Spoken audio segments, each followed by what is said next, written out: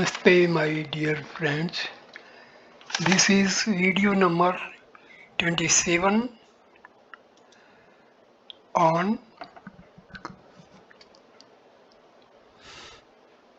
Gospel of Sri Ramakrishna. This video starts with chapter number 25, Three Kinds of Bhakti. Pandit, by what kind of bhakti does one realize God? Master, Sri Ramakrishna. Three kinds of bhakti are found according to the nature of the man: Sattvic bhakti, Rajasic bhakti, and Tamasic bhakti. Sattvic bhakti is known to God alone. It makes no outward display. A man with such devotion loves privacy.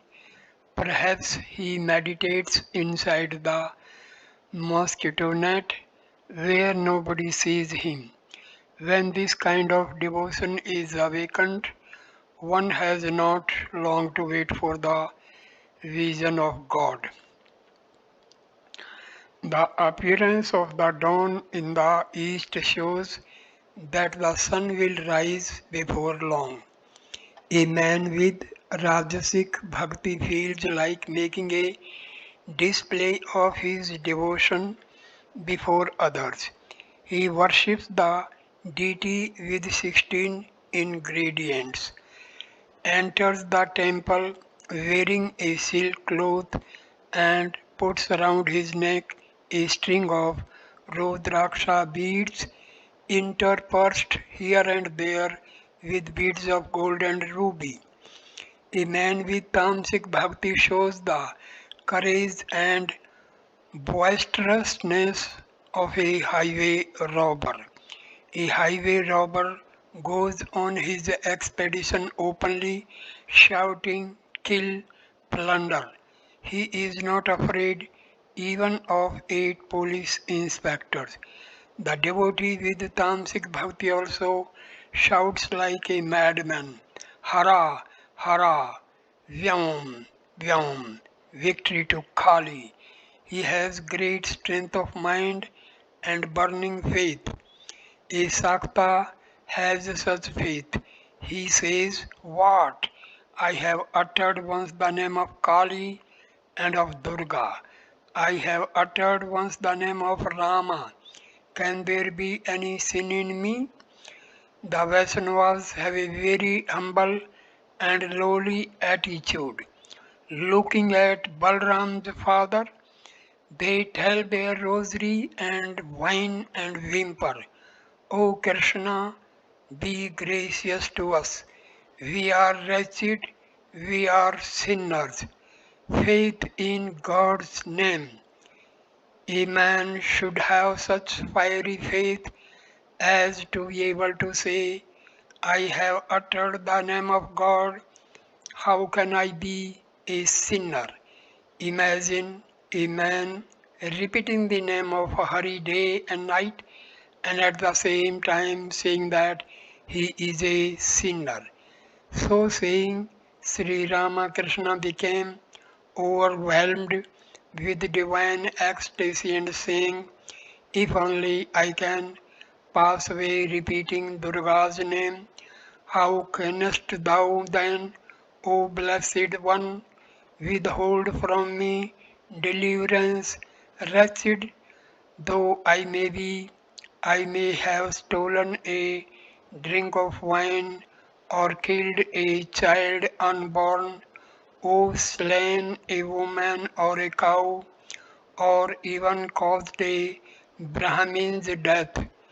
But though it all be true, nothing of this can make me feel the least uneasiness, for through the power of thy sweet name, my wretched soul may still aspire even to Brahmanhood." He sang again, "Behold my mother playing with Shiva, lost in an ecstasy of joy, drunk with draught of celestial wine. She reels and yet she does not fall. Erect she stands on Shiva's bosom, and the earth trembles under her tread.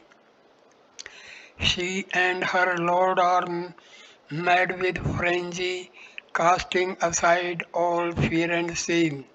Pandit Sasadhar was weeping. Vaishnavacharn the musician sang, O tongue, always repeat the name of Mother Durga. Who but your Mother Durga will save you in distress? Thou art the heavens and the earth, and thou the nether world. From thee have the 12 Gopalas, and Hari and Shiva sprung. The 10 embodiments of divine Shakti art thou, and thou the 10 avatars. This time save me thou must, the moving and the unmoving, the gross and the subtle art thou, creation and preservation art thou, and the last dissolution. Thou art the primal root of this manifold universe, the mother of the three worlds, their only Saviour art thou. Thou art the Shakti of all, and thou thine own Shakti too.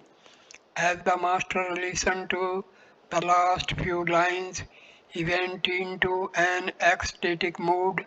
The master himself sang, O mother, for Yasoda thou wouldst dance when she called thee her precious blue jewel. Where hast thou hidden that lovely form, O terrible Shama?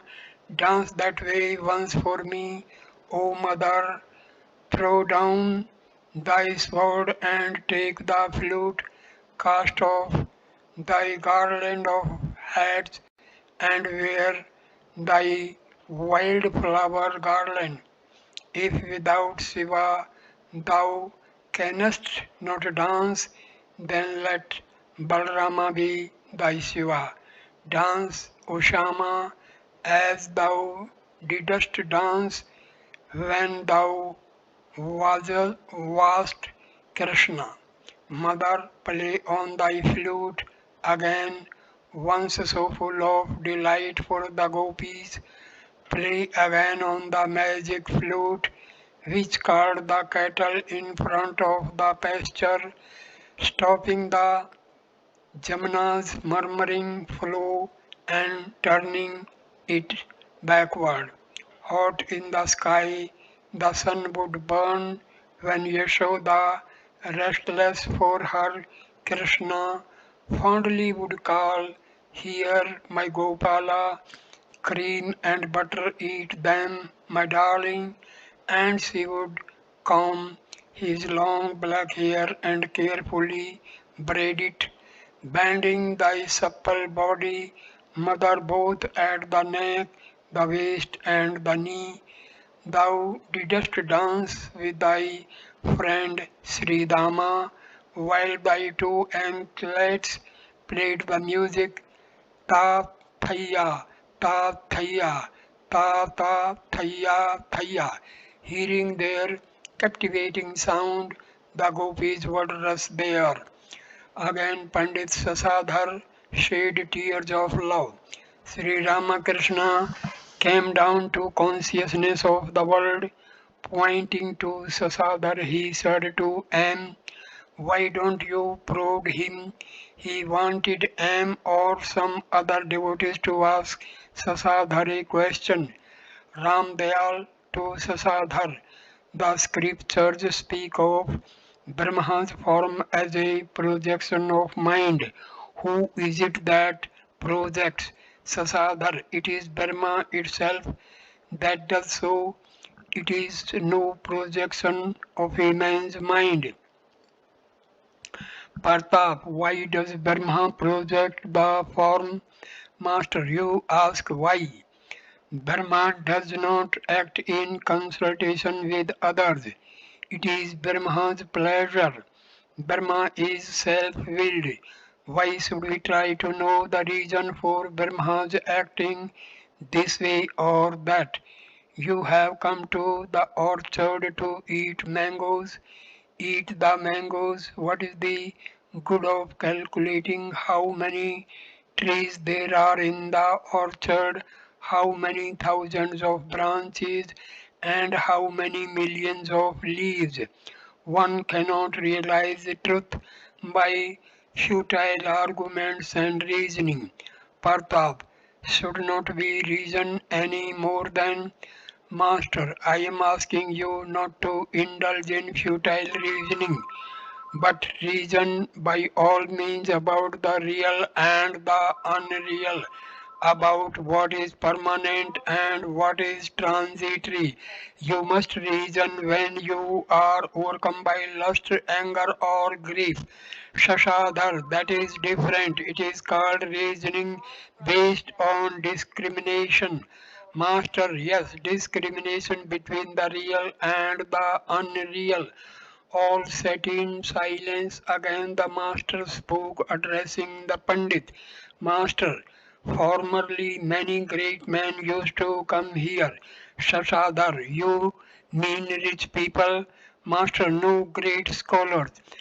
In the meantime, the small car of Jagannath had been brought to the veranda.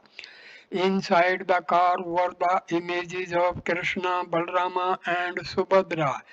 They were adorned with flowers, garlands, jewelry, and yellow apparel. Balram was a Sattvic worshipper. There was no outward grandeur in his worship.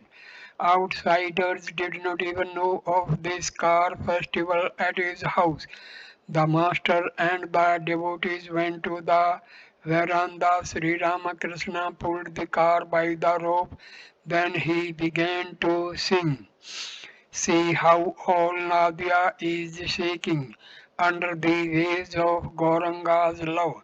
He sang again, Behold, the two brothers have come who weep while chanting Hari's name. The brothers who in return for blows offer to sinners Hari's love. Sri Ramakrishna danced with the devotees. The musician and his party joined the master in the music and dancing. Soon the whole veranda was filled with people. The ladies witnessed this scene of joy from an adjoining room.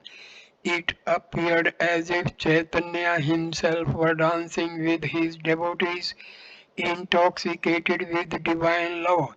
It was not yet dusk. Sri Ramakrishna returned to the drawing room with the devotees. Master to Shashadhar. This is called Bhajanananda, the bliss of devotees in the worship of God. Worldly people keep themselves engrossed in the joy of sensuous objects of woman and gold. Through worship, devotees receive the grace of God and then His vision. Then they enjoy Brahmananda, the bliss of Brahma. Sasadhar and the devotees listen to these words with rapt attention. Sasadhar humbly, Sir, please tell us what kind of yearning gives one this blissful state of mind. Master, one feels restless for God when one's soul longs for his vision. The Guru said to the disciple, Come with me, I shall show you what kind of longing will enable you to see God. Saying this, he took the disciple to a pond and pressed his head under the water. After a few moments, he released the disciple and asked, How did you feel? The disciple answered, Oh, I felt as if I were dying. I was longing for a breath of air. Shashadhar. Yes, yes, that's it. I understand it now. Master, to love God is the essence of the whole thing. Bhakti alone is the essence. Narada said to Rama, May I always have pure love for your lotus feet, and may I not be deluded by your world bewitching Maya. Rama said to him, ask for some other boon. No, said Narada, I don't want anything else. May I have love for your lotus feet. This is my only prayer. Pandit Sasadhar was ready to leave. Sri Ramakrishna asked a devotee to bring a carriage for the Pandit. Sasadhar, don't trouble yourself, I shall walk. Master smiling, oh, how can that be? You are beyond the reach of even Brahma's meditation. Sasadhar, there is no particular need of my going just now. The only thing is that I shall have to perform my sandhya. Master, the Divine Mother has taken away my sandhya and other devotions. The purpose of the sandhya is to purify body and mind. I am no longer in that state. The Master sang the following lines of a song. When will you learn to lie, O mind, in the abode of blessedness, with cleanliness and defilement on either side of you? While when you have found the way to keep these wives contentedly under a single roof, will you behold the matchless form of Mother Shama? Pandit Sasadhar saluted the master and went away. Ram, I visited Sasadhar yesterday. You asked me to. Master, did I? I do not remember, but it is nice that you went. Ram, the editor of a newspaper was abusing you. Master, suppose he was. What does it matter? Ram, please listen. Then I began to talk to the editor about you. He wanted to hear more and would not let me go. It was dusk. Sri Ramakrishna began to chant the name of the Divine Mother, Krishna, Rama, and Hari. The devotees sat in silence. The master chanted the names in such sweet tones that the hearts of the devotees were deeply touched. That day Balram's house was like Navadip when Chaitanya lived there. On the veranda it was like Navadip, and in the parlor it was like Vrindavan. That same night Sri Ramakrishna was to go to Dakshineswar. Balram took him into the inner apartments and served him with the refreshments. The ladies of the family saluted the master. The devotees were singing kirtan in the drawing room, awaiting the master's coming. Presently, Sri Ramakrishna came and joined the singers. The kirtan went on. Behold, my Gora is dancing with the devotees. He dances in Sriva's courtyard, singing the kirtan. Gora says to all, repeat the name of Hari. He looks at Gadadhar and from his red eyes are flowing tears of love over his golden body. The master improvised the lines. Gora is dancing in the kirtan. There he dances Sachi's darling. There he dances my Gauranga. There he dances my soul's beloved. Chapter number 26. Festival at Adhar's house. Sunday, August 1884. Sri Ramakrishna was sitting in his room in the temple garden at Dakshineswar after his midday meal. A party of bowls from Shivpur, several devotees from Bhawanipur, Balram and N were in the room. Rakhal, Latu and Harish were then living with the master.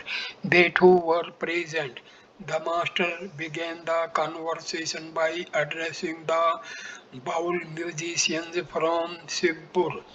Yoga and the six-centered. Master, yoga is not possible if the mind dwells on woman and gold. The mind of a worldly man generally moves among the three lower centers, those at the navel, at the sexual organ, and at the organ of evacuation. After great effort and spiritual practice, the Kundalini is awakened. According to the yogis, there are three nerves in the spinal column, Ida, Pingala, and Susumna. Along the Susumna are six lotuses or centers, the lowest being known as the Muladhara. Then come successively Swadhisthana, Manipura, Anahata, Visuddha, and Agyana. These are the six centers.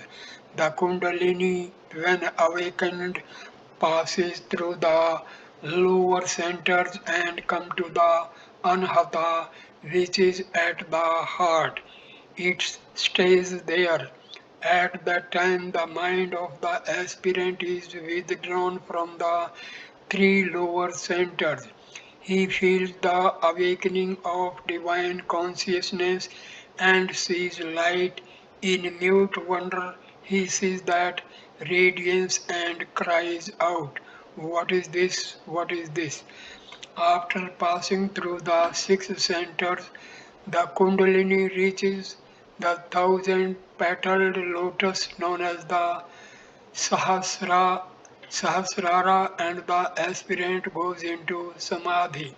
According to the Vedas, these centers are called Bhumi, plains. There are seven such plains. The center at the heart corresponds to the fourth plane of the Vedas. According to the Tantra, there is in this center a lotus called Anhata with 12 petals. The center known as Visuddha is the fifth plane. This center is at the throat and has a lotus with 16 petals. When the Kundalini reaches this plane, the devotee longs to talk and hear only about God. Conversation on worldly subjects, on woman and gold, causes him great pain. He leaves a place where people talk of these matters. Then comes the sixth plane, corresponding to the center known as Ajna. Ajna. This center is located between the eyebrows and it has a lotus with two petals. When the Kundalini reaches it, the aspirant sees the form of God, but still there remains a slight barrier between the devotee and God. It is like a light inside a lantern. You may think you have touched the light, but in reality you cannot because of the barrier of glass. And last of all is the seventh plane, which according to Tantra is the center of the thousand petaled lotus. When the Kundalini arrives there, the aspirant goes into Samadhi. In that lotus dwells Satchitananda Shiva, the Absolute.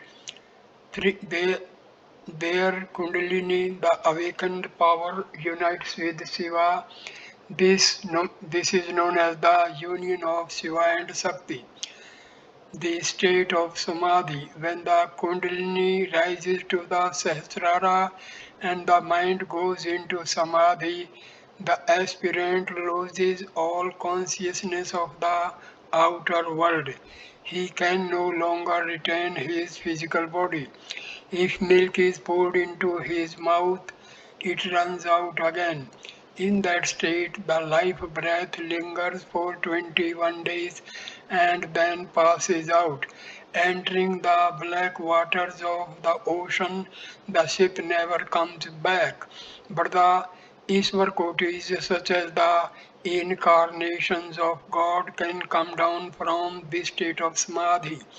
They can descend from this exalted state because they like to live in the company of devotees and enjoy the love of God.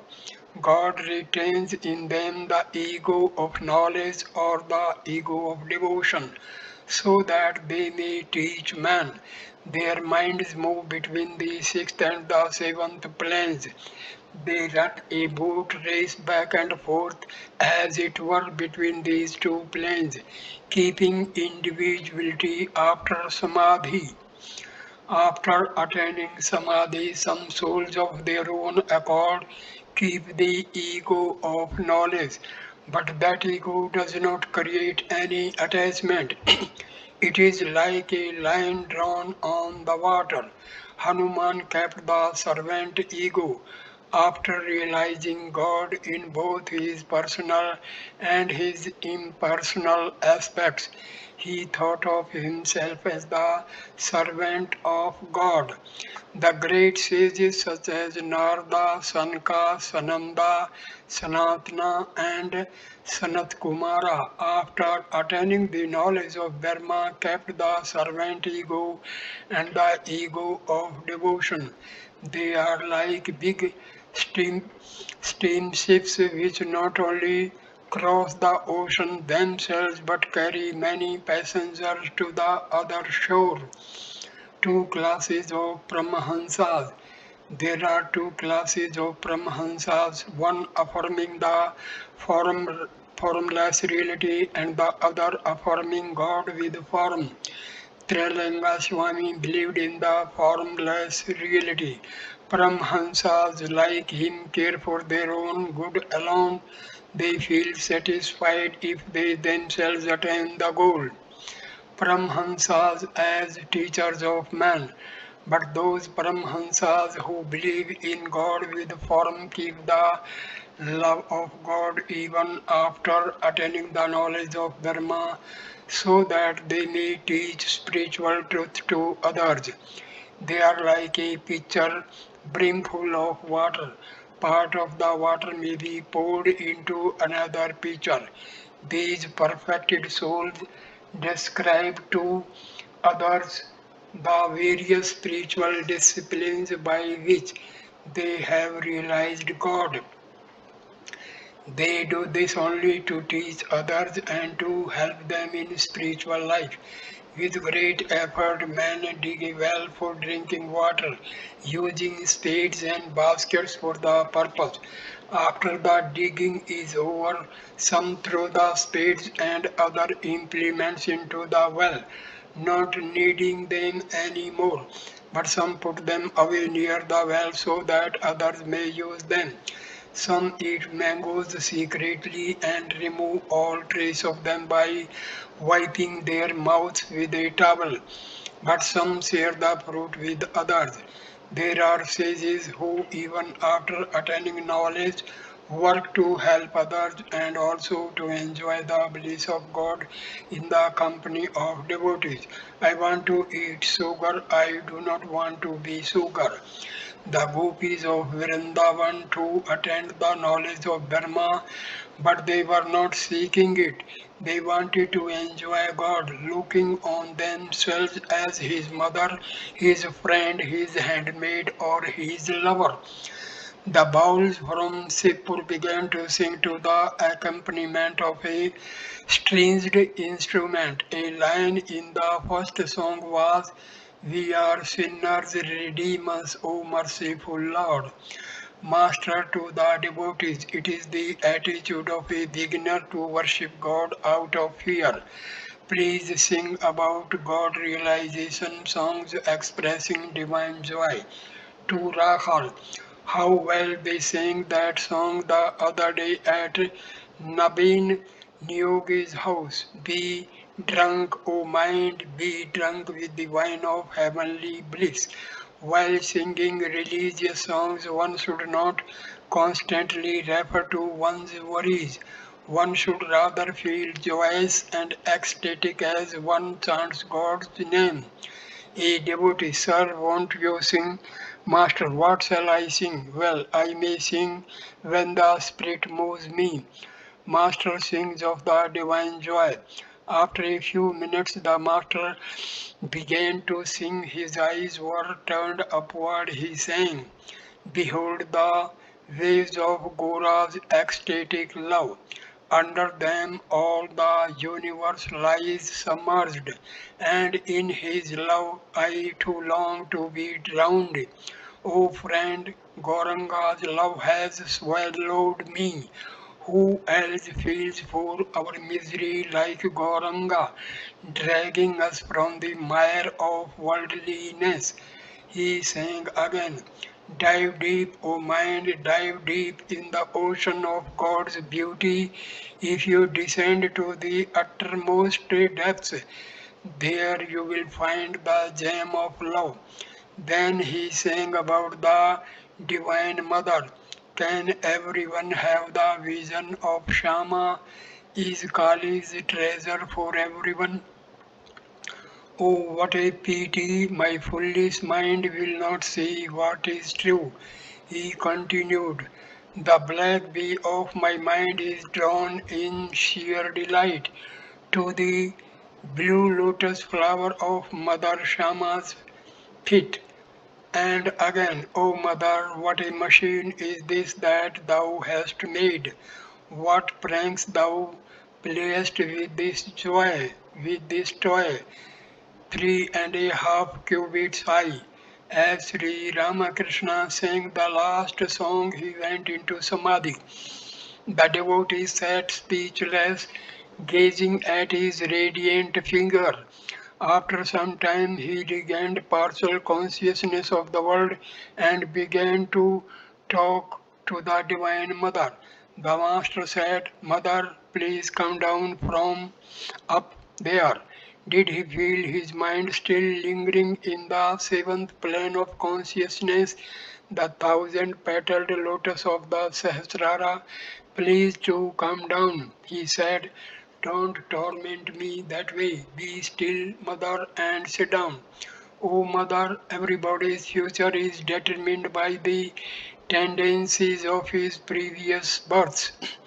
What shall I say to these people? Nothing can be achieved without discrimination and renunciation. Renunciation true and false.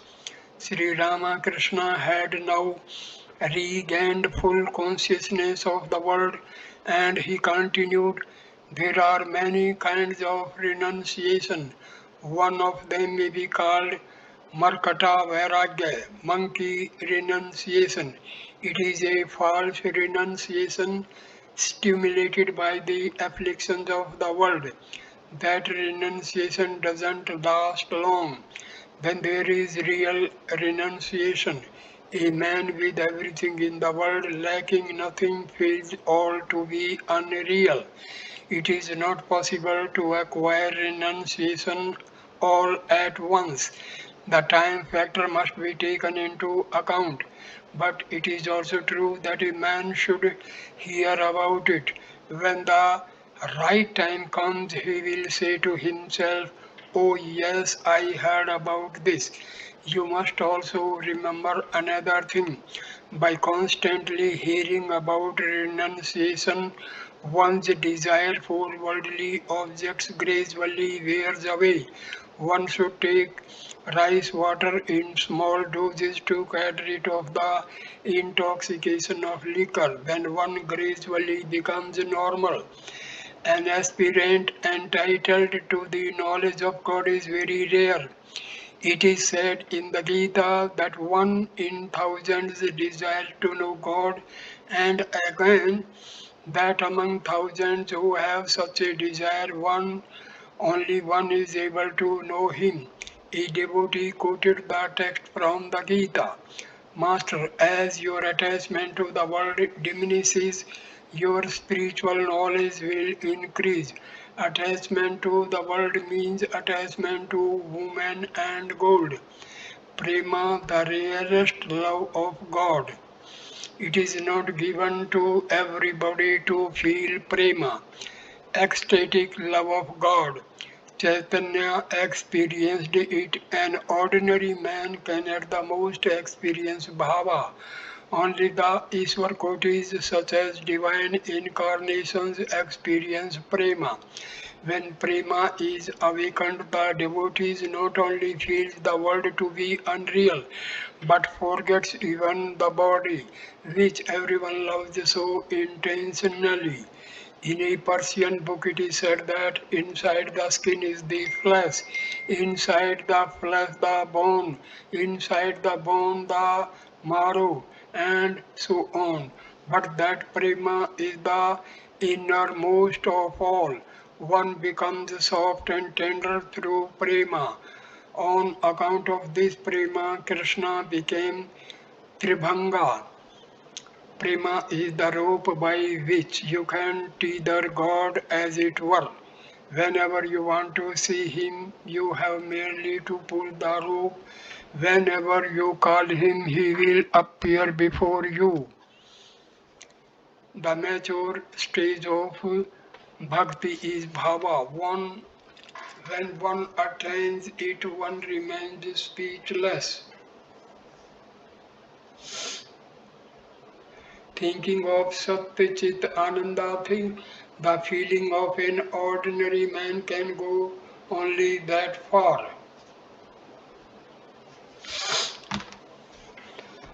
When bhava ripens, it becomes Mahabhava.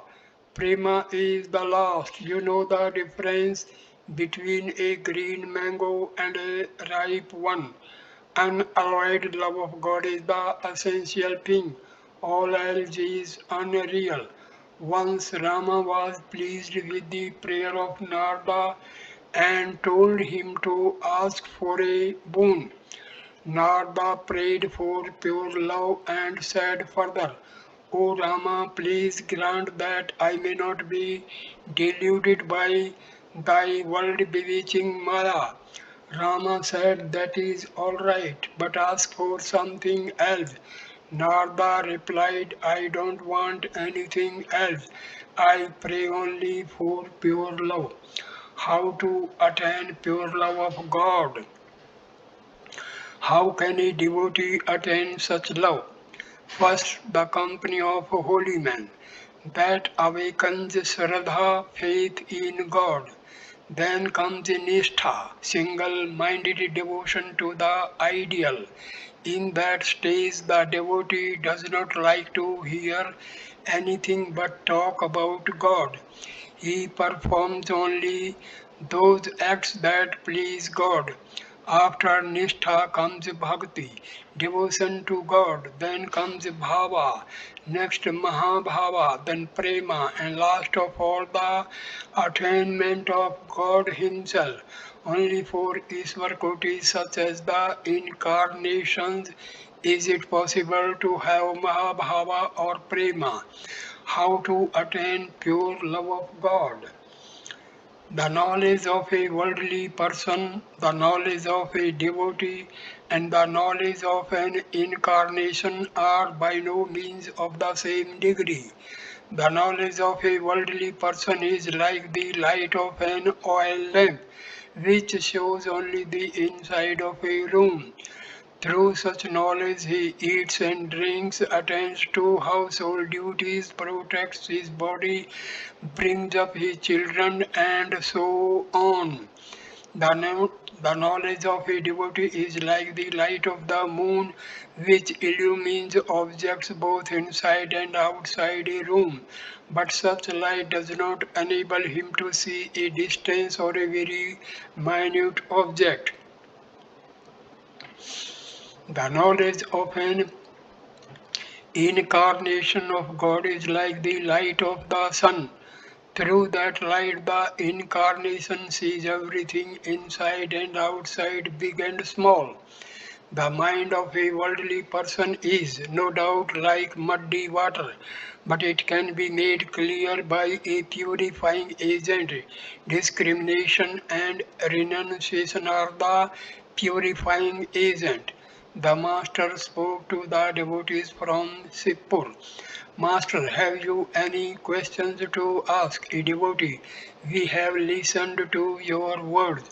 The time factor in spiritual progress. Master, yes, it is good to listen to these things, but nothing will happen except at the right time. What can quinine do for a fever patient when he runs a high temperature? Only when his temperature comes down through the use of fever mixture or a purgative should quinine be prescribed.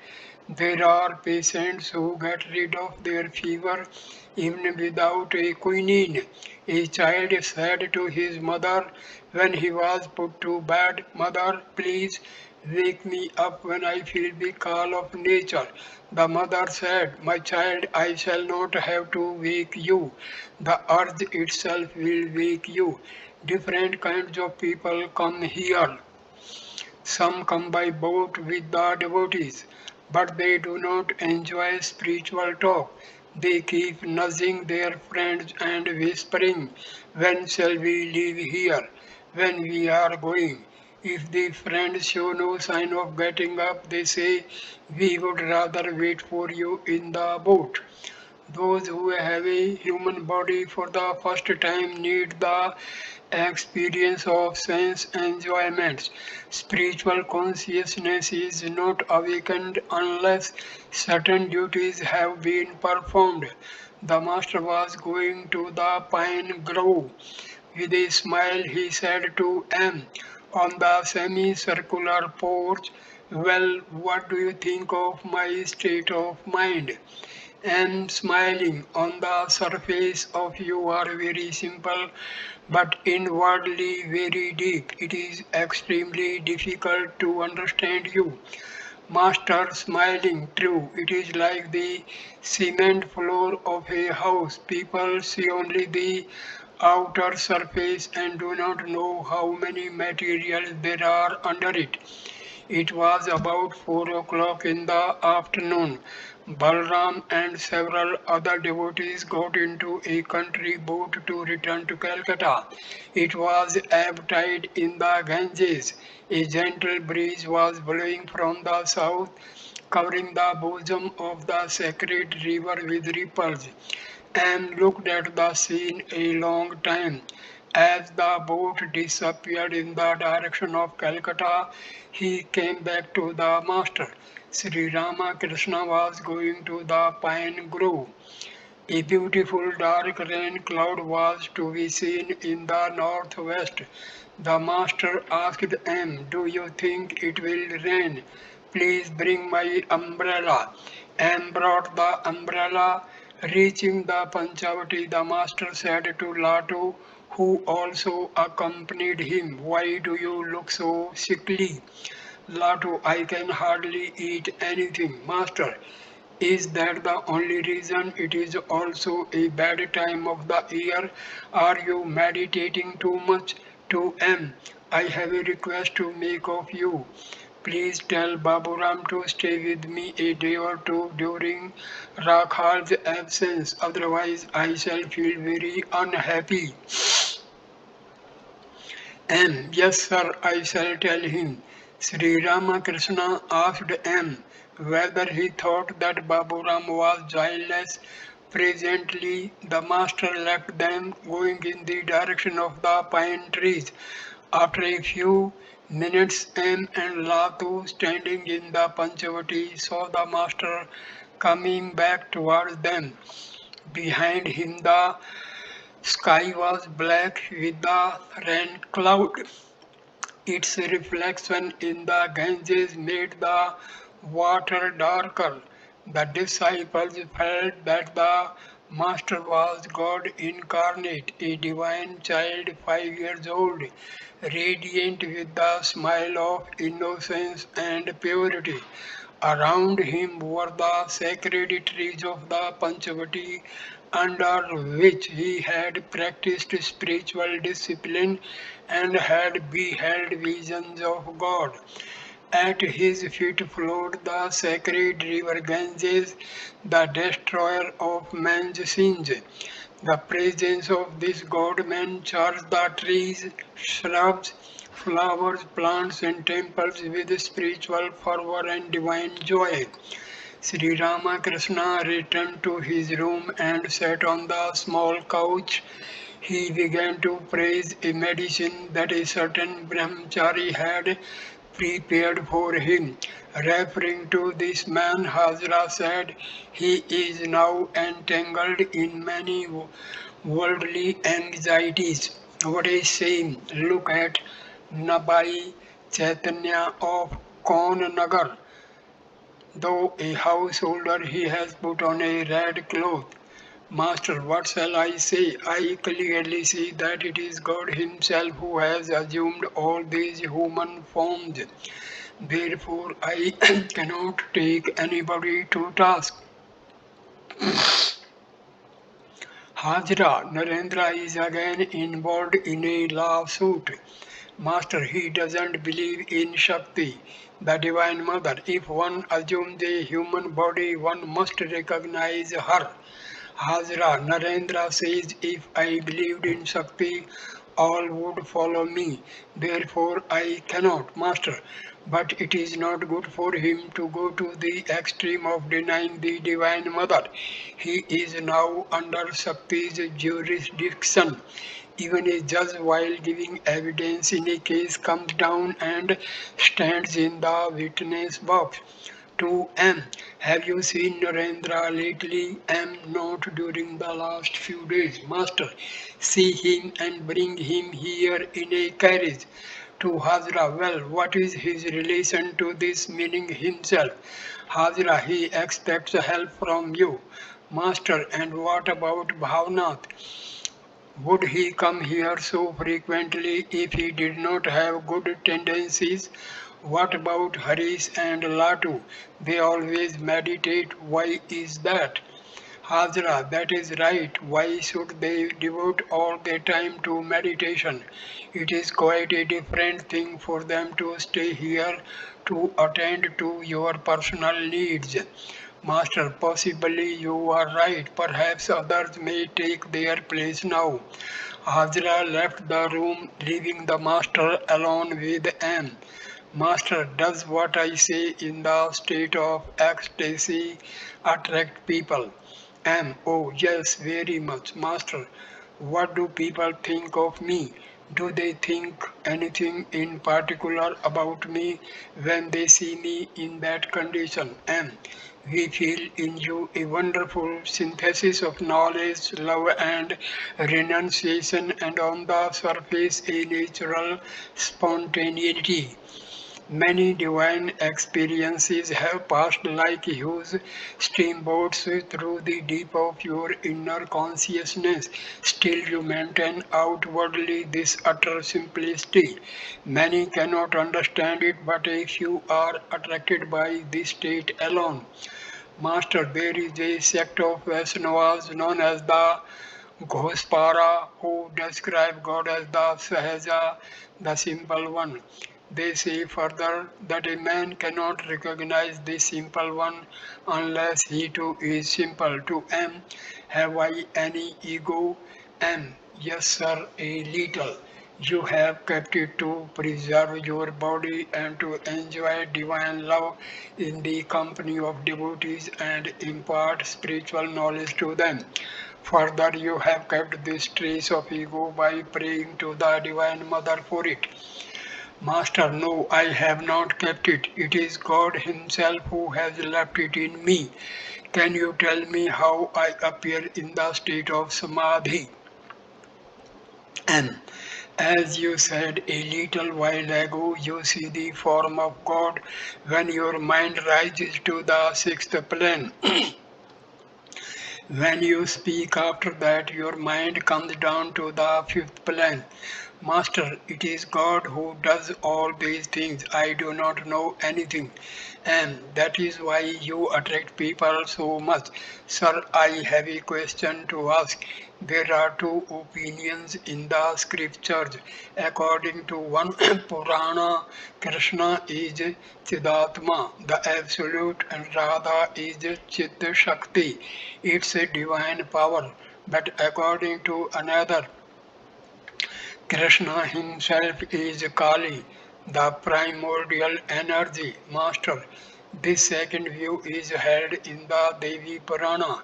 According to it, Kali herself has become Krishna. But what difference does it make? God is infinite, and infinite are the ways to reach Him. M remained speechless with wonder for a few moments and then said, "Oh, now I understand. As you say, the important thing is to climb to the roof. Our goal will be achieved if we can accomplish it by following any of the means, a rope or a pole. Master, it is through the grace of God that you have understood that without His grace, doubt is never cleared up. Master teaches and the important thing is somehow to cultivate devotion to God and love for Him.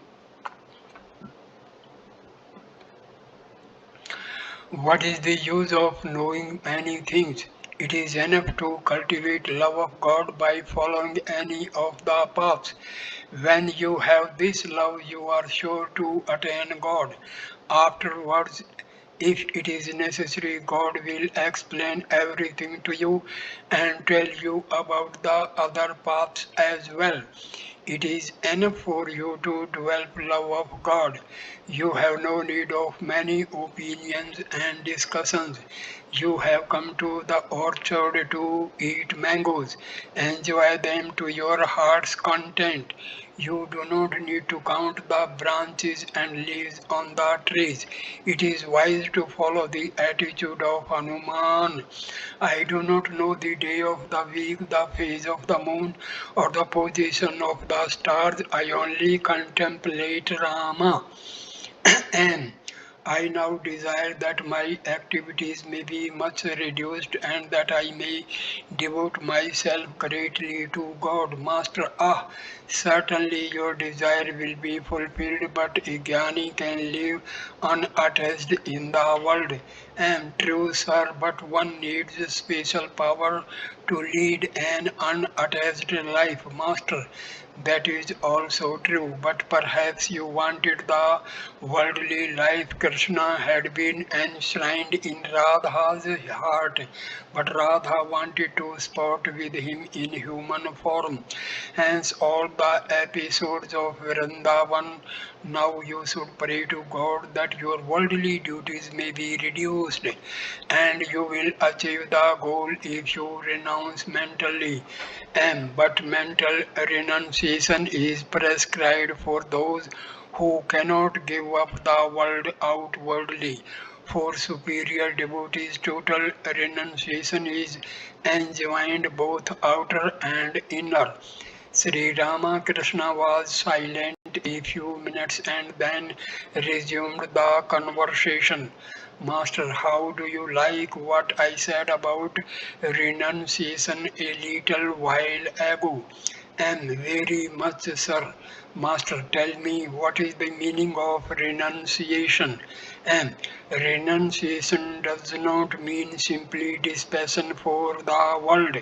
It means dispassion for the world and also longing for God. Master, you are right.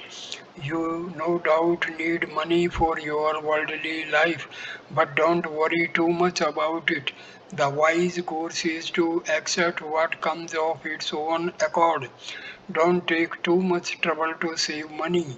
Those who surrender their hearts and souls to God, those who are devoted to Him and have taken refuge in Him, do not worry much about money. As they earn, so they spend.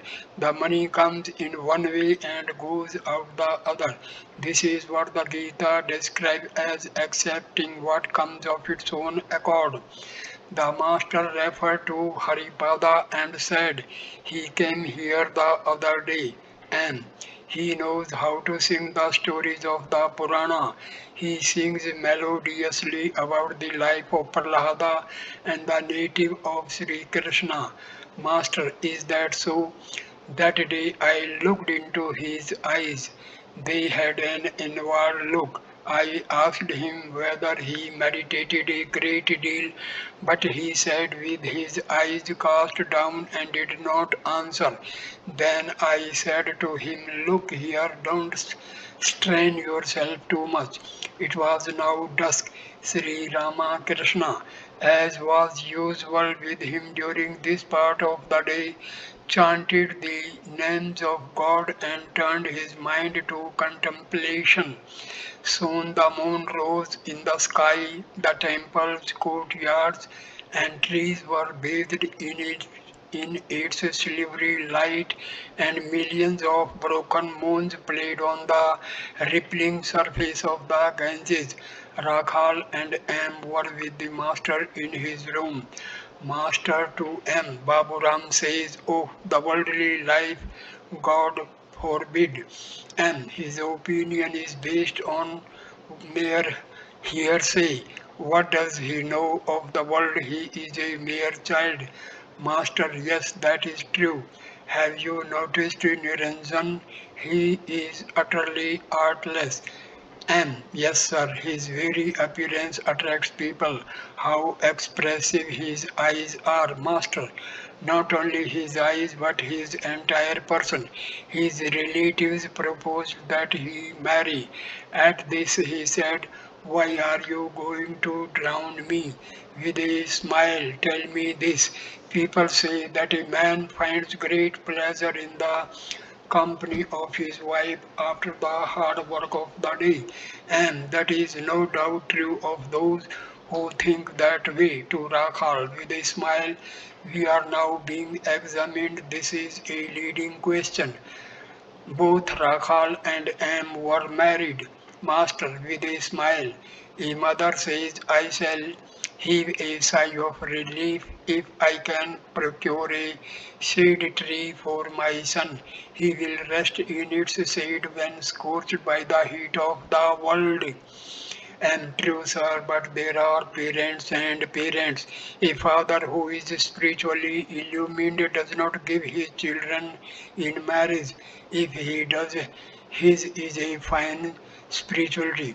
Adhar Sen arrived from Calcutta and saluted the master. After a few minutes, he went to the temple of Kali, where M followed him.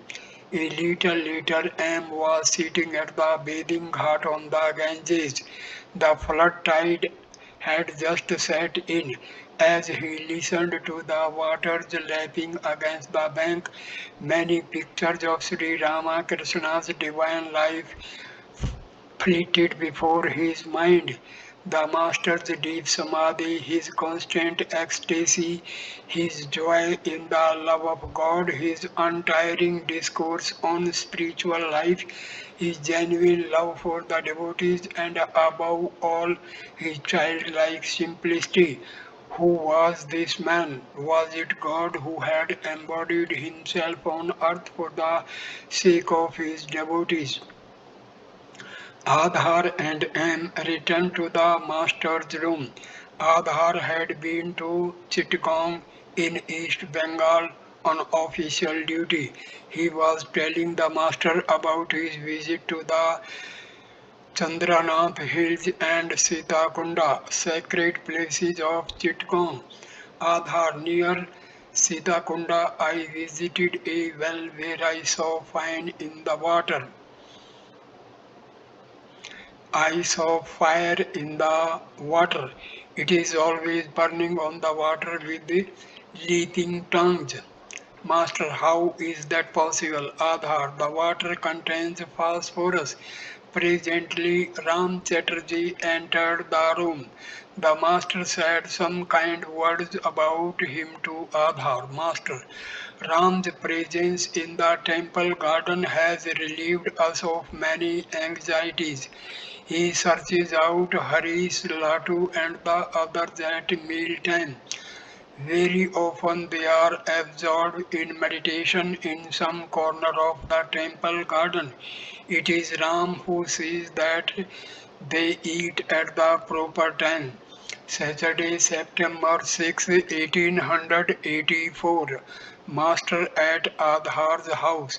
About 3 o'clock in the afternoon, Sri Ramakrishna was seated in Adhar's parlor on the second floor. Narendra, the Mukherjee brothers, Bhavnath, M. Hajra, and other devotees were with the master. Arrangements were being made for Narendra to sing. While he was turning the Tanpura, one of the strings snapped, and the master exclaimed, "Oh, what have you done?" Narendra then turned the drums. The master said to him, "You are beating that drum, and I feel as if someone were slapping my cheek." Referring to the Kirtan, Narendra said, "There is not much rhythm in the Kirtan. That's why it is so popular and people love it so much." Master, how silly! People like it because it is so tender and full of pathos. Narendra's music, Narendra sang, "Sweet is thy name, a refuge of the humble. It falls like sweetest nectar on our ears and comforts us, beloved of our souls." He sang again, "O Lord, must all my days pass by so utterly in vain? Down the path of hope I gaze with longing day and night. Thou art the Lord of all the worlds, and I but a beggar here. How can I ask of thee to come and dwell within my heart?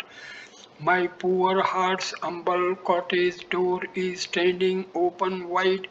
By gracious Lord, and enter there but once and quench its thirst." Master to Hajra smiling. "That was the first song he sang for me." Narendra sang one or two more songs. Then Vaishnava sang, describing the grief of the gopis at the sight of Krishna as king of Mathura. "O Hari, how shall we know you now? In Mathura's royal splendor, you have forgotten us." Master, won't you sing that one? "O Veena, sing Lord Hari's name." Vaishnava Charan sang, "O Veena, sing Lord Hari's name. Without the blessing of his feet, you cannot know the final truth. The name of Hari slays all grief. Sing Hari's name, sing Krishna's name. If only Hari shows his grace, then I shall never be distressed. O Veena, sing his name but once. No earthly gem is half so rare." Govinda says, "In vain my days have passed. No longer may I float here in life's trackless ocean waste." While listening to the song, the master became abstracted. Saying, "Ahmi, Ahmi," he went into Samadhi. The devotees were sitting around him, their eyes riveted to him. The room was filled with people. Master in ecstasy, the musician sang again.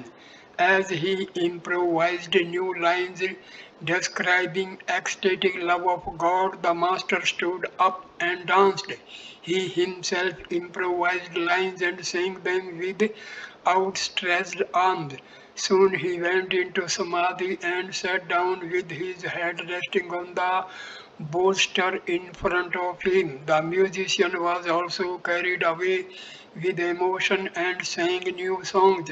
Sri Ramakrishna again stood up and began to dance. The devotees could not control themselves. They too danced with the master. While dancing, Sri Ramakrishna every now and then went into deep samadhi. When he was in the deepest samadhi, he could not utter a word, and his whole body remained transfixed. The devotees danced encircling him. After a while, regaining partial consciousness, he danced with the strength of a lion intoxicated with ecstatic love. But even then he could not utter a word. Finally, regaining more of the consciousness of the world, he sang again, improvising the lines. An intense spiritual atmosphere was created in Adhar's parlor. At the sound of the loud music, a large crowd had gathered in the street. Sri Ramakrishna danced a long time in the company of the devotees. When he resumed his seat, still lingered with the lingering glow of divine fervor, tinged with the lingering glow of divine fervor, he asked Narendra to sing, O Mother, make me mad with thy love. Narendra sang, O Mother, make me mad with thy love. What need have I of knowledge or reason, Master, and that one upon the sea of blissful awareness? Narendra sang, upon the sea of blissful awareness, waves of ecstatic love arise, rapture, divine play of God's bliss. Oh, how enthralling! Master, and that one too in wisdom's firmament. Perhaps it is too long. Do you think so? All right, sing it slowly. Narendra sang, in wisdom's firmament the moon of love is rising full, and love's flood tide is surging waves in flowing everywhere. O Lord, how full of bliss thou art, victory unto thee, Master. And won't you sing that one? The wine of heavenly bliss. Narendra sang, be drunk, O mind, be drunk with the wine of heavenly bliss. Roll on the ground and weep, chanting Hari's sweet name. Fill the arching heavens with your deep line roar, singing Hari's sweet name with both your arms upraised, dance in the name of Hari and give his name to all. Swim by day and by night in the bliss of Hari's love. Slay desire with his name and blessed by your life. The master improvised, be drunk with prema and weep, chanting Hari's sweet name, and be mad with divine fervor and weep, chanting his name. Sri Ramakrishna and the devotees rested a while. Narendra said to the master in a low voice, will you kindly sing that one? Master, my voice has become a little hoarse. After a few minutes he asked Narendra, which one? Narendra, God whose beauty delights the world. Sri Ramakrishna saying, describing the beauty of Sri Chaitanya, who has brought God to Nadia, God whose beauty delights the world. His face covered with ringlets of hair shines like lightning. Again a dark cloud. Again he sang, this time about the grief of a gopi at her separation from Sri Krishna. I have not found my Krishna, O friend. How cheerless my home without him. Ah, if Krishna could only be the hair upon my head. Carefully I should braid it then and deck it with bakul flowers. Carefully I should fashion the braids out of my Krishna hair.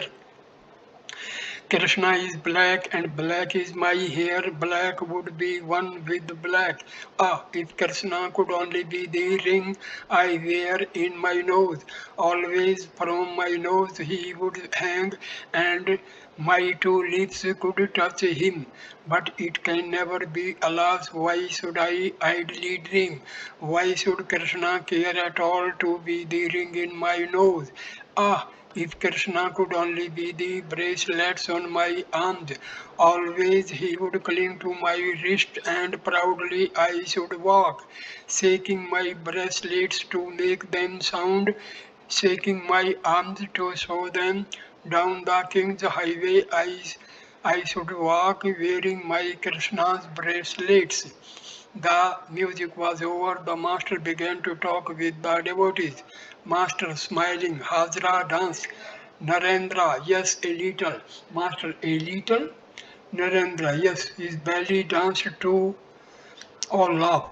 Pandit Sasadhar's host had been thinking of inviting the master for dinner. Master, I have heard that his host is not an honest man, he is immoral. Narendra, that is why you did not drink the water he touched. It happened the first day you met Sasadharj at his house. How did you come to know he was immoral? Master smiling, Hajra knows of another instance.